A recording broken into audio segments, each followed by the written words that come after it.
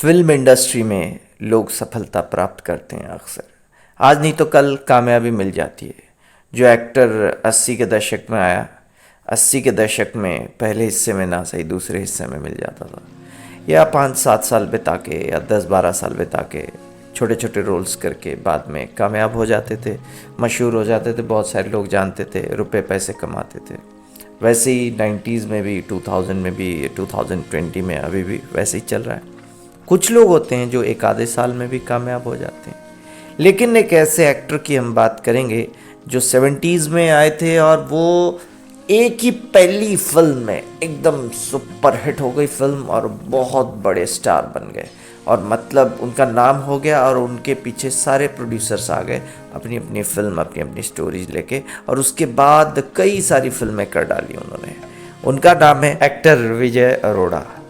विजय अरोड़ा एक फिल्म की थी उन्होंने 1973 में, यादों की बारात, सुपर हिट फिल्म। इसमें इतना म्यूज़िक कॉम्बिनेशन उनको मिल गया था, किशोर दा, रफ़ी साहब, आशा भोसले जी और ज़ीनत अमान, खूबसूरत अदाकारा, उनके साथ उनको काम करने का मौका मिल गया और फिल्म को 4 चांद लग गए थे। वो गाना चुरा लिया है तुमने जो दिल को, और उस गाने का एक हिस्सा है, एक पंक्ति है कि सजाऊंगा भी लुट कर तेरे लबों की लाली को। ये ट्रेंडिंग सॉन्ग में आज भी चल रहा है, इंस्टाग्राम रील्स में, फेसबुक में, हर जगह पे, सोशल मीडिया में ये विजय अरोड़ा साहब जो हैं, इनका भी काफ़ी इनकी चर्चा चलती है और इनको काफ़ी लोग जानने लग गए, जो कि उस ज़माने में जानते थे लेकिन कहीं ना कहीं इतने बड़े स्टार वो नहीं बन पाए थे, लेकिन आज सोशल मीडिया में बहुत बड़े स्टार बन गए।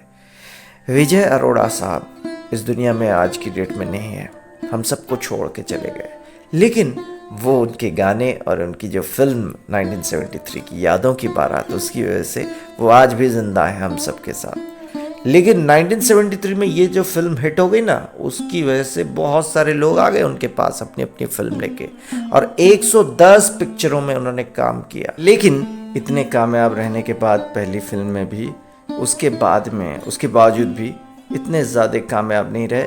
वो बाकी की जो पिक्चरें वो चली नहीं, फिर कोई कैरेक्टर रोल्स कहीं ना कहीं नज़र आए, लेकिन 110 फिल्म्स में उन्होंने काम किया। सौतन फिल्म में राजेश खन्ना के साथ काम किया, और एक वक्त तो ऐसा था कि 1973 में जब इतनी बड़ी हिट हो गई तो राजेश खन्ना की भी कुर्सी डगमगा जाएगी, ऐसा एक्सपर्ट्स का कहना है।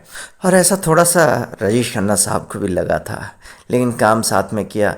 और राजेश खन्ना साहब जब 2000 के इरा में आपकी अदालत में आए तो वहाँ पे वो भी आए थे गेस्ट बन के।